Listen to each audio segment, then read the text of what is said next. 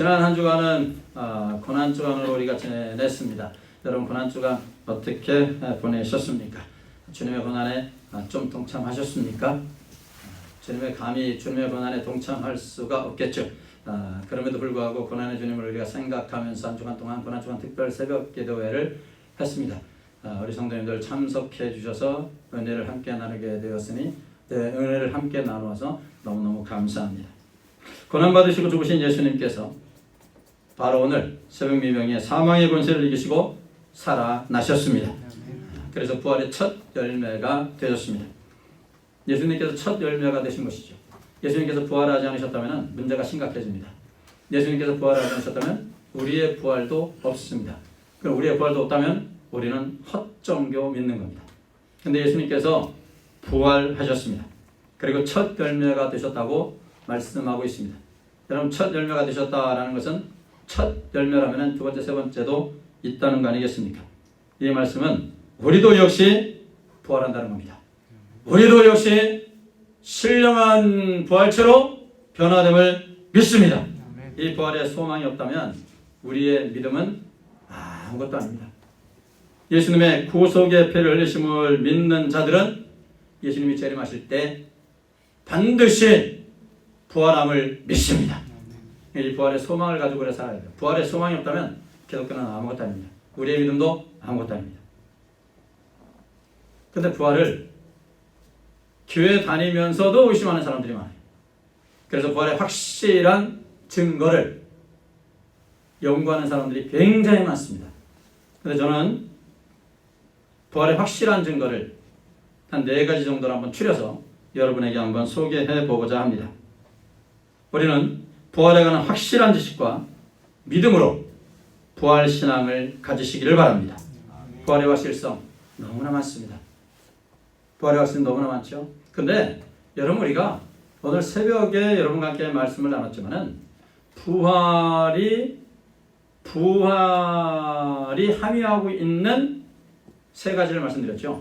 부활이 도대체 뭐냐? 부활이 의미하는 것이 뭐냐? 부활이 담고 있는 함유하고 있는 그 뜻이 뭐냐? 부활은 예언 성취, 그리고 부활은 선포라고 제가 말씀드렸어요. 선포. 선포라는 것은 무엇입니까? 선포.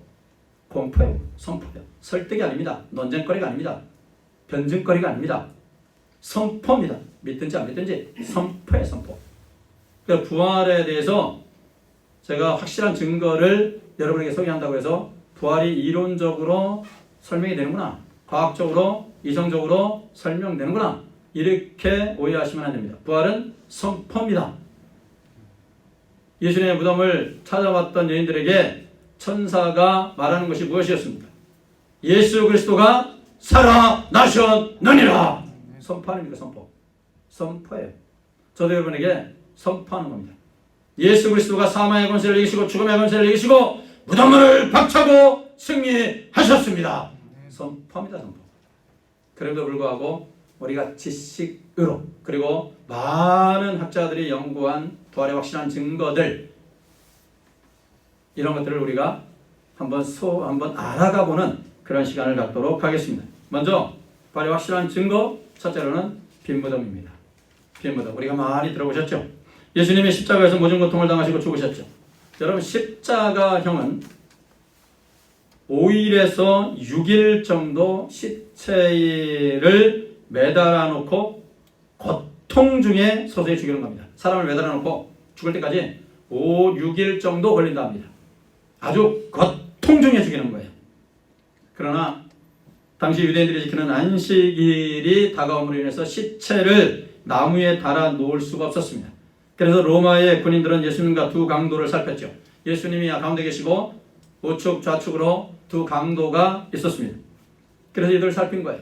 이들을 죽이려고. 이들을 빨리 시체를 내려야 되니까. 근데 두 강도는 아직 죽지 않았어요. 그래서 어떻게 합니까? 다리를 꺾어버리죠. 다리를 꺾어서 죽입니다. 그러나 예수님께 와서 이렇게 보니까 예수님은 이미 죽으셨습니다. 운명하셨습니다. 그래서 다리를 꺾지 않죠. 그리고 그럼에도 재차 죽음을 확인하기 위해서 예수님의 옆구리를 창으로 찔렀습니다. 그 창으로 찔른 그곳에 물과 피 모든 내장들이 다 쏟아져 나오게 되었죠.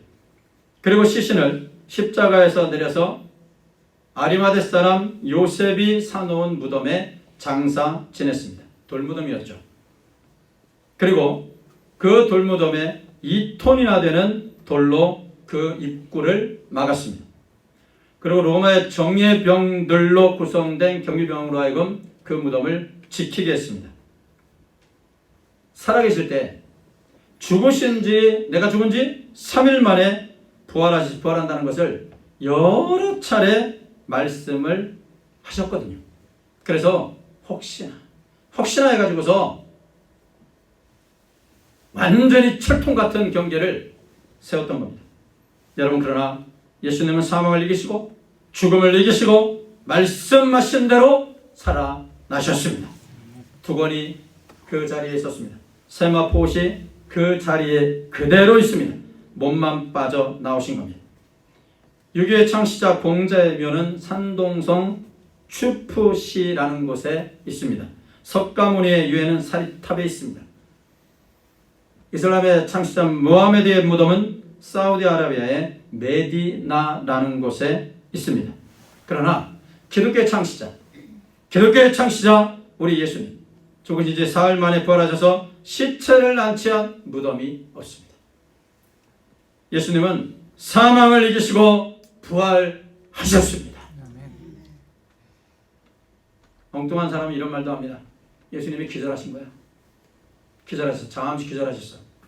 너무나 혹독한 고난으로 인해서 예수님이 잠깐 혼절하신 거예요. 여러분, 잠시 예수님께서 기절하셨다가 의식을 회복시켜가지고 빠져나왔다? 여러분, 이게 말이 됩니까? 모진 고통 당하시고 처참한 상태에 계신 우리 예수님, 그 예수님이 잠시 기절했다가 살아나셨다? 그리고 2톤이나 되는 돌무덤을 다 밀고 나오셨다? 그리고 앞에는 로마의 정예병들을 다 물리치고 도망하셨다? 말이 되지 않습니다. 도적설도 있습니다. 도적설. 예수님의 제자들이 예수님의 시신을 몰래 가져갔다는 주장입니다. 예수님의 제자들이 예수의 시체를 훔쳐갔다는 주장, 여러분, 설득력이 전혀 없습니다. 왜냐하면 황제에 대한 반역죄로 처형된 시체를 훔쳐가가지고서 무슨 이익이 있겠습니까?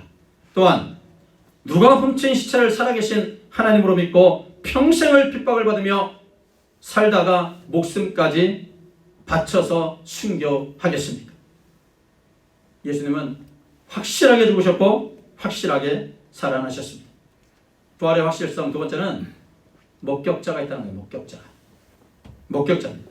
복음서와 서신서가 기록되던 때에 예수님의 죽음과 부활을 목격한 증인들이 굉장히 많이 살고 있었습니다.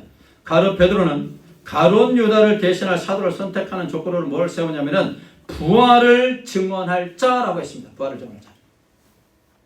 예수님의 부활을 목격한 사람 중에서 사도 보충을 했다는 얘기죠. 주 55년쯤에 고린도 전서가 쓰여졌는데, 당시에 고린도 전서를 쓴 바울 사도는 예수님의 부활을 목격한 증인 중에 태반이나 지금까지 살아있다고 기록하고 있습니다. 그리고 예수님은 살아나신 후 맨 먼저 여인들에게 보이셨어요. 그리고 베드로에게도 보이셨습니다. 제자들에게도 보였습니다. 감람산에서 500여 제자들에게 자신의 살아나심을 보여줬어요. 장소도 마찬가지입니다. 장소도 바닷가에서 나타나셨습니다. 제자들이 모여있던 집에 나타나셨습니다. 엠마오로 가는 길에서 나타났어요. 시간도 새벽에, 낮에, 밤에 여러 차례 나타나셔서 많은 사람들에게 자신의 살아나심을 보여주셨습니다. 이처럼 예수님의 부활은 목격자들의 증언에 토대를 두고 있는 확실한 일이라는 겁니다. 세 번째는 유대인 개종 사건과 예루살렘의 격변입니다. 부활에 대한 사도들과 목격자들의 증언은요, 여러분, 예루살렘의 큰 격변, 소동을 일으켰습니다. 오순절에 베드로 사도가 일어나가지고서 복음을 전했습니다. 예수님의 죽으심과 부활을 전했습니다. 그 설교를 듣고 3,000명이 회심했습니다. 그리고 사도들이 부활의 도를 전하자 다시 5,000명이 제자가 되어버렸습니다. 그리고 성경은 무엇이라고 표현하고 있냐면은 예수님이 십자가에서 처형되고 얼마 지나지 않아서 죽음에서 부활하셨다? 이 소식을 전하자 허다한 제사장의 무리도 이 도에 복종했다고 기록하고 있어요. 이것은 당시에 예루살렘의 사회적 격변이 발생했다는 사실을 보여주는 겁니다. 당시 예루살렘의 거주 인구가 25,000명으로 얘기를 하는데, 일반적으로 정확한 숫자는 아닙니다. 2만 5천 명으로 얘기를 하는데 당시에 디아스포라 유대인들이 오순절을 지키기 위해서 많이 모여들었습니다. 그 모인 인구가 30만, 40만까지도 얘기한다 말을 해요. 유대인과 거주자 유대인들과 디아스포라 유대인을 합쳐서 30% 이상이 유대교를 떠나서 당시에 예수를 영접했다는 얘기입니다.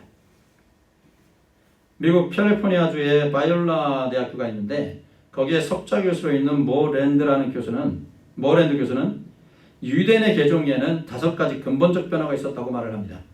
그 첫째는 유대에서 기독교로 옮기는 거죠. 유대교에서 예수를 영접한 것이죠. 첫째는 동물 제사 대신에 예수의 십자가를 통한 죄사함을 그들이 믿게 되었다는 얘기고, 두 번째는 율법적 의가 아니라 이신칭의를 믿었다. 그러니까 율법이 아니라 오직 예수를 믿음으로 구원받는다라는 얘기죠. 셋째, 예수 그리스도를 구주로 고백하겠다는 얘기예요. 넷째는 안식일 대신에 주일에 모여서 예배하게 되었다는 얘기고, 다섯째는 정치적인 메시아 대신 십자가에서 고난받는 메시아를 믿게 되었다라는 얘기예요. 유대교 사람들, 유대인들에게는 대단한 변화요 개종 사건입니다. 사도들이 일어나서 복음을 전하자. 베드로가 일어나고 사도들이 일어나고 그래서 복음을 전하자. 예수님의 죽으심과 부활에 대해서 전하자. 유대인들의 의식 변화, 유대인들의 인식 변화, 자신들이 갖고 있었던 종교, 자신들이 갖고 있었던 토라에 대한 신봉, 완전히 패러다임 시프트가 일어난 것입니다. 이거는 모랜드 교수는 그렇게 말을 해요. 이거는 다른 것으로 설명할 수 없다. 당시 유대인의 개종과 예루살렘의 격변은 뭔가 사회적으로 엄청난 일이 발생했다는 얘기예요. 그것이 뭐냐?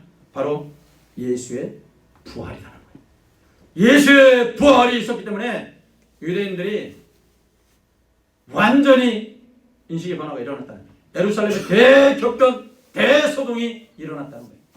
예수의 부활로 인해서. 예수님의 부활의 확실한 증거입니다. 넷째는 부활의 지속성이라고 한번 소제목을 정해봤습니다. 초대교회부터 지금까지 수많은 사람이 여러분 여전히 그리스도를 인격적으로 지금 만나고 있습니다. 부활하신 예수님이 살아나셨기 때문에 지금도 수많은 사람들이 신앙생활하면서 기도 응답을 받고 변화된 삶을 살고 있습니다. 부활의 지속성이라고 말할 수 있습니다. 주의 제자들이 목숨 걸고 부활하신 예수님을 증거했습니다. 지금도 수많은 사람들이, 지금도 수많은 주의 종들이, 수많은 성도들이 목숨을 걸고 주의 복음을 들고 사지로 들어가서 복음을 전하고 있습니다. 여러분이십니까? 부활의 예수님이 지금도 살아계셔서 우리 마음속에서 역사하시기 때문에 그렇다는 얘기입니다. 부활의 지속성이죠. 부활의 확실한 증거입니다. 예수님께서는 부활하시고 40일간 많은 사람들에게 나타나셨고 마지막 승천하시면서 제자들에게 이 놀라운 부활 사건의 증인이 되라고 말씀하셨습니다. 이제 우리는 예수님의 제자들에게 말씀하신 그 말씀을 우리에게 들려주시는 말씀으로 알고 우리도 부활의 증인으로 나아가시는 은혜가 있기를 예수님의 이름으로 축복합니다. 부활의 증인입니다. 부활의 증인들을 성경에서요, 여러분 가만히 부활의 증인들의 이거 면모를 보면은 사회적인 고위직에 있는 사람도 물론 있었습니다. 예를 들어서 뭐 아리마대 사람 요셉 같은 거, 요셉 같은 분들, 사회적 고위직에 있었던 사람 중에 한 사람이죠. 그러나 여러분 대부분이요 아주 평범한 사람들이었다는 것을 우리가 발견할 수 있습니다. 여러분 부활의 증인은 아주 평범한 신앙생활을 하는 정말로 평범한 성도들이 부활의 증인이 될 수 있어요. 하나님의 나라를 위해서 쓰임받는 사람은 여러분 아주 평범한 사람들이라는 걸 아셔야 됩니다. 미국의 16대 대통령을 지낸 아브라함 링컨은 이렇게 말했습니다. 나는 하나님이 대단히 평범한 사람들을 좋아하신다고 생각한다. 하나님께서 세상에 평범한 사람들을 가장 많이 만들어 놓으신 것을 보니 그것을 알 수 있다. 이렇게 말했습니다. 이 평범한 사람들이 여러분 하나님께 붙들려서 비범한 역사를 이루는 겁니다. 평범한 사람들이에요. 여러분 평범한 사람들이 어떻게 하나님의 쓰임 받느냐? 하나님께서 붙드시면은 비범한 역사가 이루어질 줄로 믿습니다. 우리도 쓰임 받을 수 있다는 소망을 갖게 됩니다. 여러분, 예수님께서 부활하시고 처음 자신을 보이신 사람들을 생각해 보십시오. 오늘 본문 1절을 우리가 같이 한번 또 읽어보도록 하겠습니다. 본문 1절 우리 같이 읽습니다. 시작. 안식일이 지남에 막달라 마리아와 야곱의 어머니 마리아와 또 살로메가 가서 예수께 바르기 위하여 향품을 사다 두었다가 9절도 함께 읽습니다. 우리 9절 함께 읽습니다. 시작. 예수께서 안식 후 첫날 이른 아침에 살아나신 후 전에 7 귀신을 쫓아내신 내어주신 막달라 마리에게 먼저 보이시니 이렇게 먼저 보이셨다. 제일 먼저 부활하신 주님이 자신을 보여주신 대상이 바로 막달라 마리아입니다. 막달라 마리아. 여러분, 막달라 마리아는 7 귀신에게 사로잡혀 어두운 인생을 살아왔던 여인이었습니다. 사회로부터 소외되어서 다른 사람들의 주목을 받지 못했던 아주 평범한 여인이었어요. 그런데 부활하신 주님은 그 여자에게 나타나셨습니다. 부활하신 주님께서 막달라 마리아에게 오셔서 그녀를 만나셨고 주님을 만난 그들은 부활의 증인이 되었습니다. 여러분, 이것을 보면서 부활 증인의 특징을 우리가 발견할 수 있습니다. 부활 증인의 특징이 과연 뭘까? 그 첫째로 보시면은요, 은혜 체험이에요. 은혜 체험. 주님의 은혜를 체험하는 자가 부활의 증인이 되실 수가 있습니다. 여러분, 누가복음 8장 2절에서 3절을 한번 보도록 하겠습니다. 누가복음 8장 2절 3절 우리 같이 한번 읽어보도록 하겠습니다. 앞에 스크린에 있습니다. 우리 같이 읽습니다. 또한 악귀를 쫓아내심과 병 고침을 받은 어떤 여자들 곧 7 귀신이 나간 자 막달라인이라 하는 마리아와 헤롯의 청지기 구사의 아내 요한나와 수산나와 다른 여러 여자가 함께하여 자기들의 소유로 그들을 섬기니라. 여러분, 하나님의 역사를 감당한 사람들이 결코 예수님 옆에서 3년 동안 신학수업을 받았던 12 제자만이 아닙니다. 여인들의 역할이 있었다는 것을 여러분 주목하셔야 됩니다. 3절에서 특히 그들이 자기의 소유와 물질로 12 제자를 도우며 복음 사역을 위해 함께 헌신했다는 것을 우리에게 보여주고 있습니다. 그들이 어떻게 해서 이런 헌신적인 삶을 살았을까? 그 답이 2절 아닙니까? 또한 악귀를 쫓아내심과 병 고침을 받은 어떤 여자들 곧 7 귀신이 나간 자 막달라인이라는 마리아와 악귀를 쫓아내심 병 고침을 받은 7 귀신을 물리쳐 주신, 이게 답이에요. 은혜 받은 사람이었다라는 것이죠. 은혜 받은 사람. 주님의 은혜를 체험했기 때문에 주의 복음 사역을 옆에서 협조하고 돕고 헌신했다는 겁니다. 여러분, 귀신이 그들에게서 나갔고 그들은 자유를 얻었습니다. 눌려있던 상태에서 영혼의 자유와 정신적 새로움을 체험했던 사람들과 병 고침을 받은 사람들, 즉 육체의 질병에서 자유를 얻었던 사람들에게서 한 가지 공통점이 있습니다. 바로 주의 은혜를 체험했다는 것입니다. 여러분, 이런 주님의 은혜를 체험했던 여인들, 이 여인들을 보십시오. 마가복음 15장 40절을 한번 보실까요? 마가복음 15장 40절을 보시면은 우리 같이 한번 읽어보도록 하겠습니다. 멀리서 바라보는 여자들도 있었는데 그 중에 막달라 마리아와 또 작은 야고보와 요새의 어머니 마리아와 또 살로메가 있었으니, 아멘. 멀리서 바라보는 여인들도 있다는 거예요. 이들의 이름을 기록하고 있죠. 주님을 쫓아갔던 사람들의 이름, 주님의 은혜를 체험했던 사람들의 이름이 기록되고 있어요. 마가복음 15장 41절도 한번 보실까요? 우리 같이 한번 읽어봅니다. 시작. 이들은 예수께서 갈릴리에 계실 때에 따르며 섬기던 자들이요 또 이 외에 예수와 함께 예루살렘에 올라온 여자들도 많이 있었더라. 이들이 은혜 받고 이후로 계속해서 예수님을 쫓아서 결국에는 골고다 언덕까지 쫓아온 거예요. 계속 예수님을 쫓아다닌 거예요. 골고다 언덕까지, 예수님이 죽는 그 순간까지도 예수님을 쫓아왔던 겁니다. 도대체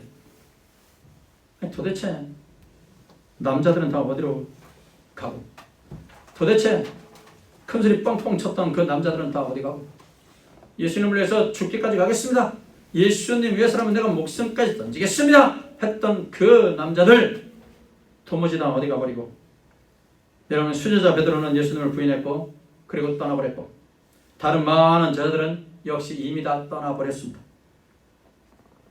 그런데 아무도 주목하지 않았던 아주 평범한 여인들은 그야말로 끝까지 예수님을 쫓아갔습니다. 왜 그렇습니까? 다른 이유 없어요. 은혜 받았기 때문에. 은혜 받았기 때문에. 예수님이 자신들에게 베풀어준 그 놀라우신 은혜를 저버릴 수가 없었기 때문에, 도저히 저버릴 수가 없기 때문에, 예수님의 사랑을 체험했기 때문에, 병고침의 체험을 했기 때문에, 귀신이 내 몸에서 나가는 체험을 했기 때문에, 그 예수님과 맺은 의리를 저버릴 수가 없기 때문에 예수님을 죽기까지, 골고다 언덕까지 예수님을 쫓아왔던 것입니다. 은혜를 체험하면 바로 이런 현상들이 나타나는 거예요. 은혜를 체험하면요, 주님을 위해서는 못할 것이 없습니다. 은혜를 체험했다면 주님을 위해서 우리도 십자가 골고다 언덕까지 우리도 쫓아갈 수가 있습니다. 마가복음 15장 47절 보실까요? 마가복음 15장 47절 우리 같이 한번 읽어봅니다. 시작. 막달라 마리아와 요셉의 어머니 마리아가 예수 둔 곳을 보더라. 예수님이 십자가에 돌아가신 후에 그 시체가 어디에 누워지게 되었는지를 잘 보았던 겁니다. 여러분, 이것도 여자들이었어요. 얼마나 대단한 사람들인지 몰라요. 얼마나 대단한 사람들인지 몰라요. 얼마나 헌신적인지 몰라요. 그리고 안식일에는 장례를 치를 수 없었기 때문에 그들은 안식일이 지난 이튿날 이른 새벽에 무덤으로 향하게 되는 겁니다. 한 2, 3일 동안 뜬노로로 밤을 새웠겠죠. 사랑하는 예수님 십자가에서 그 처절한 모습으로, 십자가에서 죽으시는 예수님의 모습을 보고 뜬노를 새웠겠죠. 그리고서 안식일이 지나자마자 새벽 미명에 무덤으로 향하게 되는 것입니다. 오늘 보면 16장 2절에 가서 보시면은 안식 후 첫날 내후 일찍이 해 돋을 때 그 무덤으로 가며 이렇게 말을 하고 있습니다. 그들은 은혜를 아는 여인들이었습니다. 그들은 자신들에게 베풀어 주신 은혜를 알았고, 또한 예수님의 십자가가 주는 그 의미가 무엇인지를 분명히 알고 있었습니다. 예수님이 왜 고난 겪으셔야 했는지를 아는 여인들이었습니다. 그래서 부활하신 예수님을 처음으로 만나는 그 놀라운 경험, 놀라운 체험을 또한 할 수 있었던 것입니다. 사랑하시는 성도 여러분, 은혜 받아야 부활의 증인이 될 수 있습니다. 우리 예수님께서는 부활의 증인으로 살아라고 우리에게 말씀하셨습니다.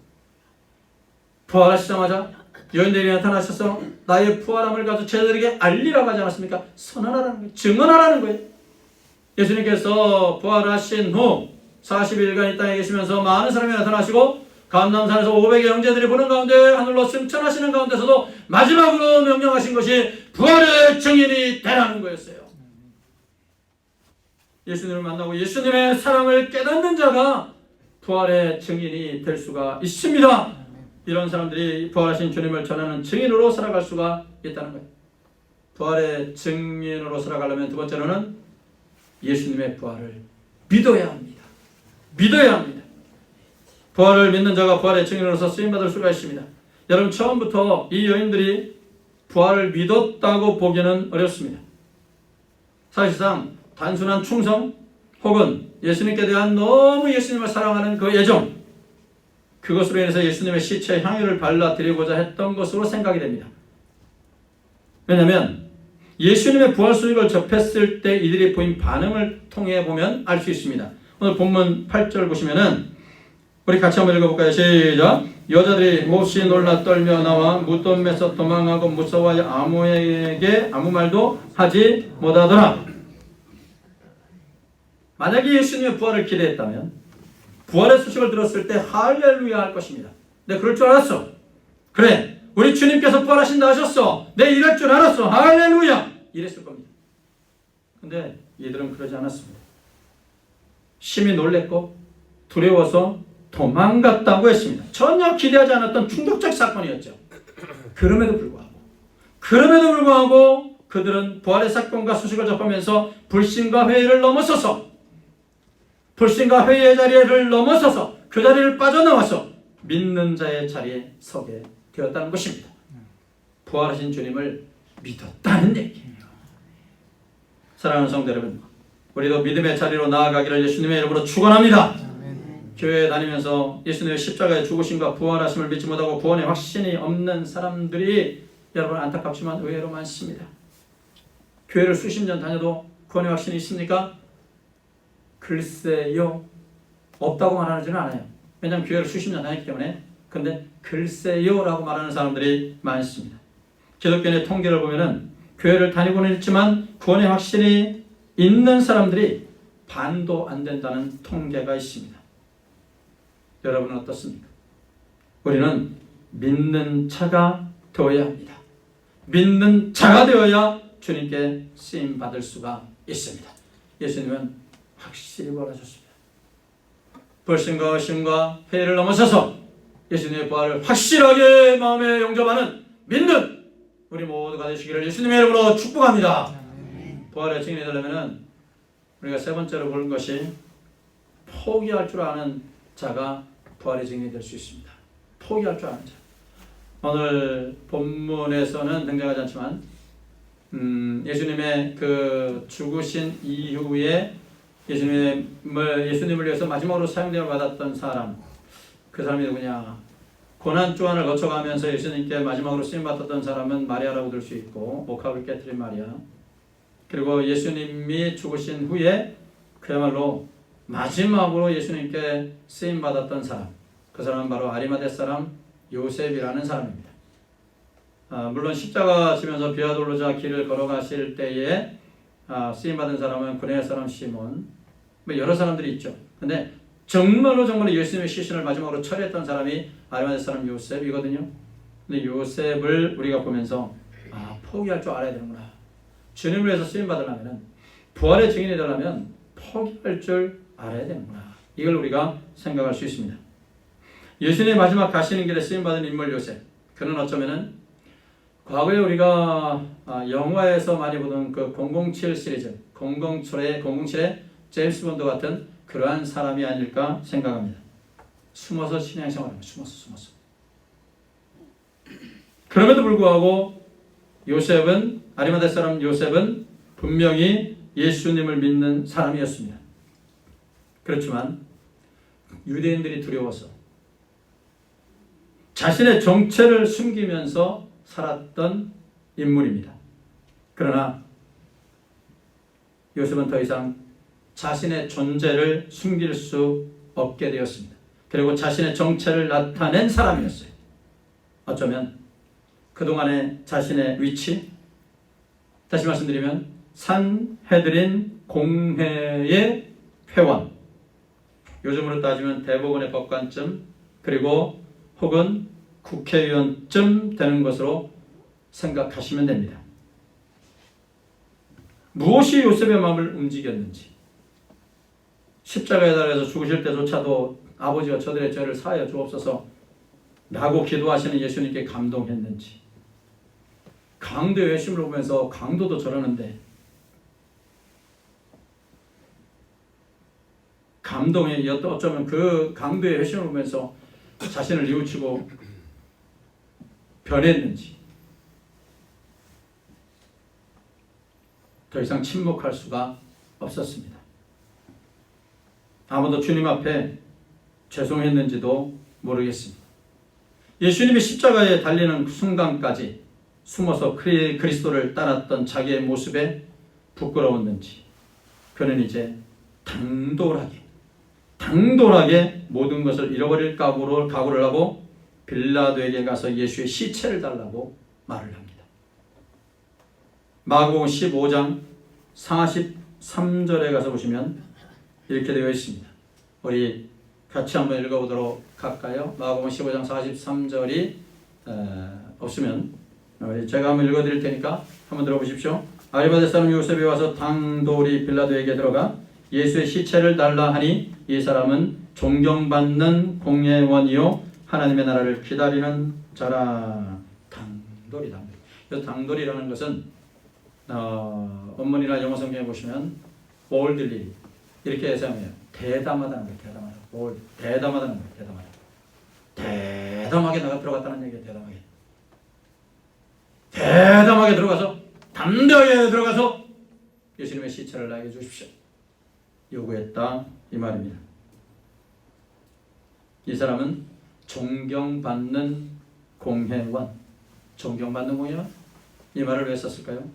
마가복음의 저자 마가가 이 말을 왜 썼을까요? 포기했다는 거죠. 존경받는 공회원의 자리를 포기했다는 거예요. 자신의 사회적인 포지션을 포기했다는 말입니다. 자신의 신분을 노출시키고 이제 주님이 가시는 길에 쓰임받는 인물이 되겠다는 얘기입니다. 여러분 바울사도도 마찬가지 아닙니까? 바울사도가 다메섹 도상에서 부활하신 주님을 만난 이후 자신이 가지고 있는 모든 것을 배설물로 여겼다고 말하고 있습니다. 포기해버린 것이죠. 주님을 위해서 세속적인 것을 포기할 줄 아는 사람이 여러분 쓰임받는 것입니다. 이것이 마땅한 우리의 삶의 자세입니다. 예수님은 우리의 죄를 지시고 죽으셨습니다. 자신의 목숨을 버리셨습니다. 그럼 우리도 주님을 위해서 포기할 것은 포기할 줄 아는 성도가 되셔야 할 줄로 믿습니다. 특별히 고난주간 특별 새벽기도를 통해서 우리가 한 번은 살펴본 적당주의라는 것을 버려야 합니다. 적당주의는 우리의 신앙을 막는 겁니다. 주님 앞에 나아가는 길을 막습니다. 헌신을 막습니다. 희생을 막습니다. 신앙 성장을 막습니다. 적당주의가 뭡니까? 여기까지. 주님, 내 바운더리는 여기까지입니다. 내 바운더리를 딱 쳐놓고 그 이상을 넘어가지 않는 겁니다. 여기까지만 충성하겠습니다. 여기까지만 하겠습니다. 그 이상은 건들지 마십시오. 내 삶을 해방하지 마십시오. 내 삶을 방해하지 마십시오. 적당주의. 여러분 세상에서도 적당하게 하는 사람들이 얼마나 많은지 몰라요? 그것을 세상 사람들은 참 지혜롭다, 요령이 있다 이렇게 말을 하지만 아닙니다. 결국은 그렇게 사는 겁니다. 그 사람. 세계관 자체가 그렇게 형성이 되어 있기 때문에 삶의 자세가 그렇게 나오는 겁니다. 적당주의, 적당주의. 여기까지만 하겠습니다. 그 이상은 요구하지 마십시오. 그겁니다. 고난주간 특별 새벽기도에 주님 한 번만 나가겠습니다. 이틀은 요구하지 마십시오. 아주 실제적으로 제가 표현하는 거예요. 한 번만 나갑니다. 주님 이틀은 요구하지 마십시오. 무슨 5일입니까? 안 됩니다. 여기까지입니다. 저는 여기까지만 합니다. 그 이상은 안 됩니다. 요구하지 마십시오. 적당주의, 적당주의. 적당주의입니다. 그 적당주의를 넘어서야 됩니다. 적당주의를 넘어서야 우리의 신앙이 성장하는 것이고 우리 하나님의 놀라우신 은혜, 놀라우신 기적을 우리가 체험할 수가 있게 되는 것입니다. 예수님께서는 사망의 권세를 이기시고 부활하셨습니다. 주님의 은혜를 날마다 간절히 구하여서 은혜 받고 주님의 부활하심을 확실히 믿음으로 세상적인 욕심, 세상적인 이익, 세상적 쾌락, 세속적인 것들을 포기하시고 적당주의를 포기하시고 사랑하시는 여러분, 부활의 증인으로 우리가 하나님 나라 갈 때까지 쓰임받으시는 은혜가 있기를 예수님의 이름으로 축원합니다.